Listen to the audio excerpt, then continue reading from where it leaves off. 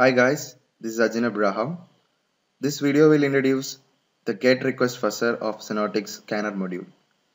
So let's go to Scanner and then select GET Request Fuzzer.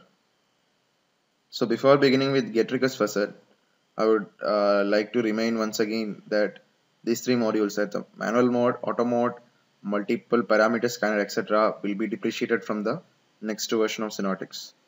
So all those features provided by those three modules will be provided by GET Request Fuzzer. Anyway, Xenotix is having three different fuzzer modules. They are blind fuzzer, IntelliFuzzer, and context fuzzer. So I'll give you a better overview of it. Here, blind fuzzer is nothing but it just scans a particular URL with all the payloads in the Xenotix database. So if there is 4,800 payloads, then all the payloads should be tested one after one another. So that is blind fuzzer. Now there are two other fuzzers called the IntelliFuzzer and the context-based fuzzer. Now if you know that the web application might be using some kind of web application filters, so using all these payloads from the Xenotix payload DB is hectic. It's like waste of time. So in order to reduce your scan time, you can do one thing, you can use IntelliFuzzer. So what IntelliFuzzer does is, it will first try to detect the characters which are filtered by WAF, and it will allow, or it will filter those payloads from the database which is having this particular character detected by the WAF. So in effect, the payloads that is coming to Xenotix will only contain the characters which are not filtered.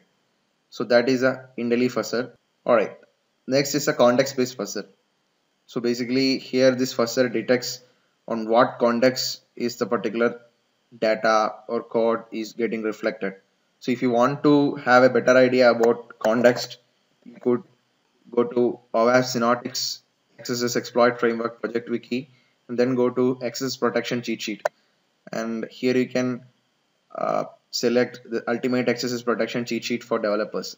Now in this cheat sheet you can move towards a place where it is explaining the context. So there are the different context and are explained here. You can have a check on that if you need it. Anyway,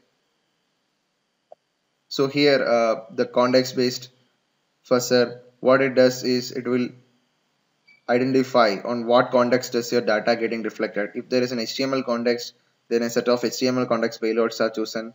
If there's if your data is reflecting in style context, then a set of payloads compatible for the style context are selected. If your data is getting reflected in script context or attribute or URL context, payloads will be selected accordingly. In effect, we get context specific payloads, as well as it will check whether certain characters are filtered by WAF or not. So if there is a character that is filtered by WAF in a particular payload, that payload will be neglected. So at the end you will get context specific payloads which does not basically contains the character that are filtered by WAF. So that's a bit about that's three different fuzzers of Xenotix. Coming back to the tool, so basically how to use this. So this is very simple to use. If you want to test this particular URL or say this particular URL, just copy the URL and then paste it into the GET Request Fuzzer. So here what you have to do is replace a parameter or value with open square bracket, capital X and close square bracket to start fuzzing. So just copy this and now you can fuzz almost any part of the URL.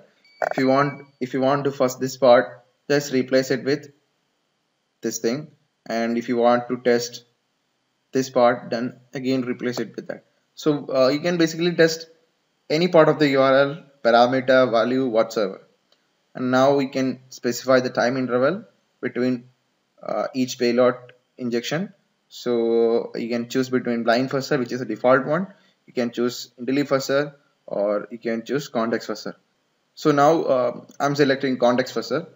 So once I click fuzz, what happens is it will first the particular URL, it will detect the context, and it will find out which are the characters that is detected by or filtered by WAF. So it detects a filter or WAF, and the character that is filtered is // So okay, and it also tells us that successfully added context-based payloads. So if you want to see the payloads, you can just select view context-based payload. So these are the payloads that are added based on the context. So let's close it. Okay, so for this particular payload itself, we got a pop-up. Cool. So this is more intelligent. It reduces your scan time. It gives a result as soon as possible. So if you just go back to the fuzzer and pause it, so you can also choose between blind fuzzer or entirely fuzzer. So again, so these fuzzers are not applicable with all the web applications. So you have to appropriately choose between blind fuzzer, entirely fuzzer, or context fuzzer. So I hope you got a better idea on how to first get requests to detect cross-site scripting. So this is the most recommended module if you are trying to find out cross-site scripting in a GET request. So that's all. Thank you.